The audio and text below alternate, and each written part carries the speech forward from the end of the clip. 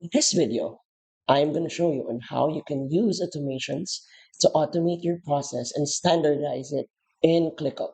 So, without further ado, let's begin. First, open your web browser and go to app.clickup.com and log in to your ClickUp account. Once you're inside your main dashboard, go to the top left, click on your workspace, and then go to automations. This is where you can create and add automations that can help you standardize your processes. So let's add a new one. In making an automation, there are two things that you need to consider. Number one is your trigger, which means when this action happens, the following action would happen, which is the second one that you need to consider, which is the action. So let's make an example. For our trigger, let's choose for every task or subtask created. Now, we will choose our sources right here. Then, let's add another one.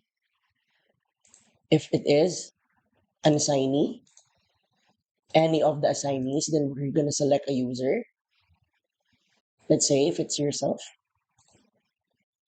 Then, it means for every subtask or task created from the sources by me, do you follow? The action would be, let's say it would call a webhook, create task, but let's choose the update status. And then, since this is a newly created task, I will choose the not to do.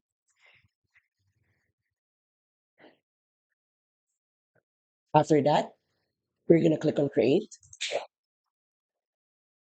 And now we have an automation ready for us to use in ClickUp. This will help us in standardizing our process. And that's it. So if you find this video helpful and want to support our channel, feel free to use our affiliate link given on the video description. Thanks for watching, and I will see you on my next video.